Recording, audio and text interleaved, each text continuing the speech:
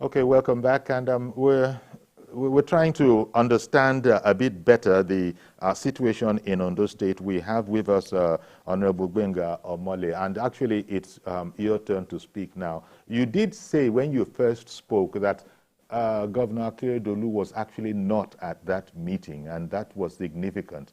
And then you went on from there. So if we have connection, if you can hear me, would you like to? Well, I understand that for now, you know, Honorable Gbenga Omole is not there. But the elder who called in, Elder Wale, who called in, he made some very, very salient points, you know. And that is why I said that, in fact, it's important that one says that very few people were at that meeting. And all we have is just reports.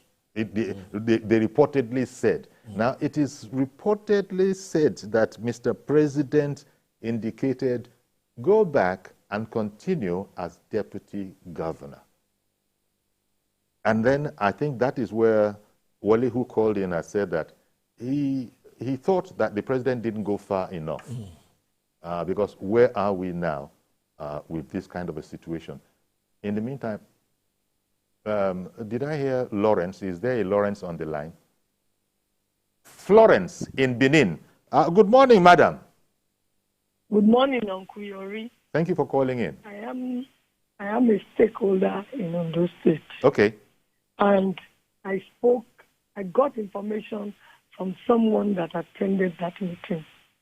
And that person did say that the decision was that the state deputy governor should be made an acting governor. Say that again, please. That the deputy governor should remain deputy governor. Acting governor should be made an acting governor. That's what the person who attended the meeting told me. However, let's note the point that you cannot, if indeed the president asked him to continue as deputy governor, then you have not given him the full authority to run the state. Ondo State, I'm a stakeholder in Ondo State. Ondo, Akure used to be one of the neatest cities in the southwest, but now it's garbage everywhere. I think in the interest of the state, for the state to move forward, the man should be made acting governor. It doesn't in any way diminish the status of the governor who is not enjoying the best of his health status now. I think what should be, if people who say they are supporters of the governor love him, they should be concerned about he getting better, he taking care of his wealth, than playing politics with his health. And if you remember, he wrote Aradua when he was sick, that Aradua should resign. We're not asking him to resign, but let the state move on. Let the deputy governor be called acting governor with the full authority that can be exercised in the absence of the governor. Anything short of that, we are begging the issue. That is my stake. And from what I heard, the president actually said he should be given the powers of an acting governor and made an acting governor. When you talk to sources, it depends on whose interest that source is trying to project. And I think in the overall interest of Adia State, Ondo State, the deputy governor should be made acting governor. It does not diminish the political status of the governor. Thank you. Thank you very much for calling in, because, you know, that is why it's very important that when you say things, you have to have a source that you are quoting. And the situation where it was thought that Mr. President had said, go back and continue as acting governor, I was actually quoting the Vanguard report. Continue as the deputy governor. Yeah, continue as deputy governor. That was actually quoting a Vanguard report. But then, you see, this is the problem with quoting a report. Who, go. Now, again, we've now got calls saying that, well, I know somebody who was in that meeting, and on the contrary, Mr. President had said, go back and be acting governor. And Wally called in from Ibadan saying, what's the purpose if the governor can't be acting governor? Now this madam has called in and said likewise. That we've not made any progress. Yeah. My view is that it will just be motion without movement. Yeah. If the president did not clearly tell those who were at that meeting that the deputy governor should become the acting governor. There is a more... Because that's what the law says. Number one, that's what the law says. But again, it's politics. Yeah, this House of Assembly members may not give effect to the law. But if the governor is in a position to write to the State Assembly, I think that will settle it.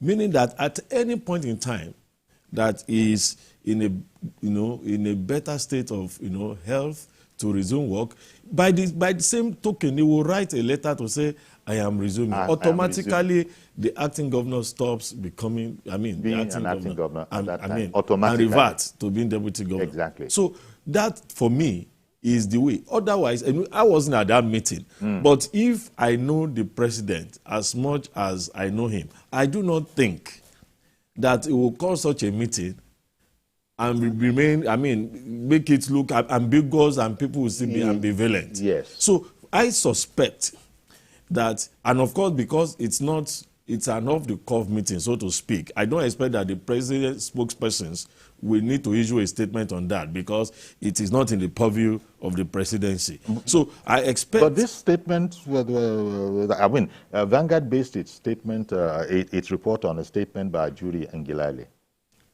Well, but I've not seen that statement by a jury in Gilali. I've not seen that statement.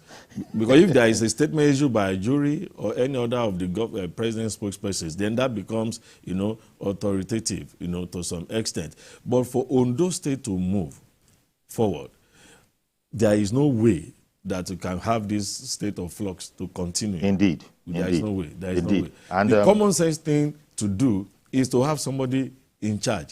Arakunrin Akeredolu is somebody that I have followed for decades.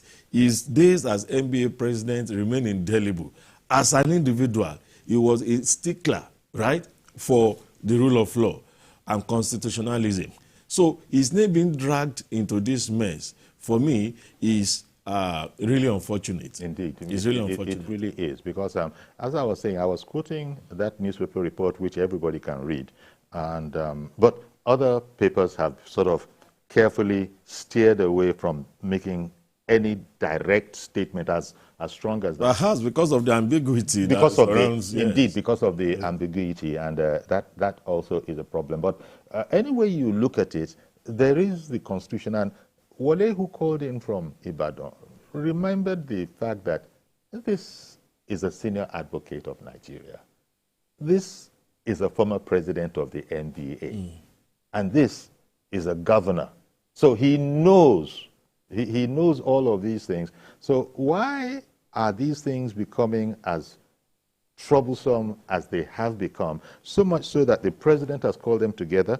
And now we are hearing that the deputy governor who is speaking, at least that much nobody is arguing with that. That one has said that, I want to say that no offense, no guile in my mind whatsoever. All that has happened is politics. That's the deputy governor, Ayedatiwa. Yeah. But many observers think it's not much use if we are not able to make progress.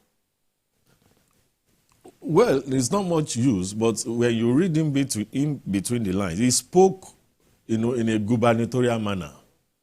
When you watched him, you listen to him, or you read the text of what he said, he spoke like somebody who had been assured, exactly of not just survival, but consolidation in position of power. That is only when you can say, I have no guy. In other words, I'm not going to try to pay back anyone, an eye for an eye. And so he's reported to have, to carry all Ondo commissioner along as he deputizes for Akeredolu in running the state. Mr. Abubakar has called in. Good morning to you, sir, and thank you for holding on. Yeah, good. Thank you very much, Uncle Yori. I'm an added follower of your program for many years. I remember Mustafa Bakar Ali, a.k.a. Tinubu Pekin. I'm calling from TW Kubwa here in the FCT. Thank you very much for calling in, sir. Governor Akeredolu, haven't been a senior advocate of Nigeria, haven't been an ex-MBA chairman. Come on, he should be the custodian of the law. When it comes to the rule of law and its applicability, it should be top among, it should be an exemplary person. We are talking about a state, or is those states not bigger than individuals or group of individuals?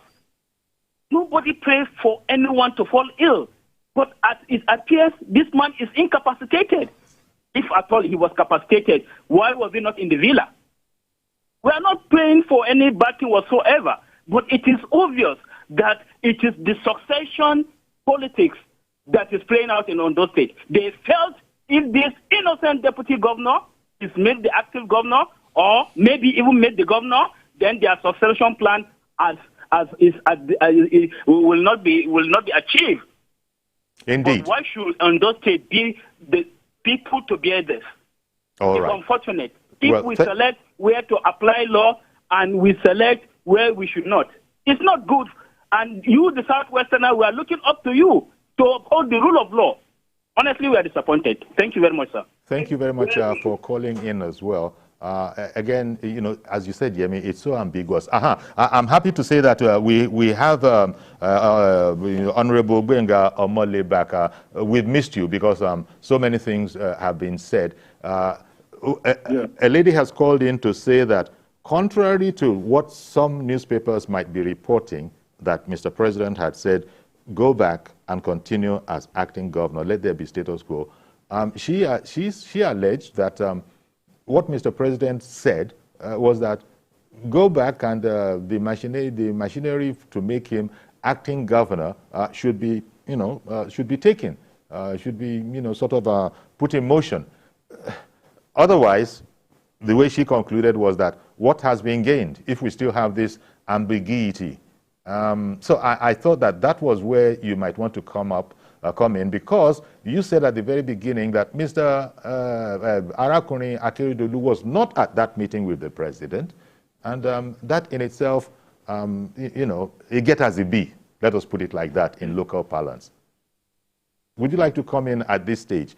People saying that, on the contrary to what I had said, quoting newspapers, that no, Mr. President did not say go back as deputy governor. Mr. President had actually said, you need to be back in there as acting governor, which does not, it does not inviolate your status as the governor as soon as you are able to take office back again. Hello? Yes, sir. We can hear you. Continue.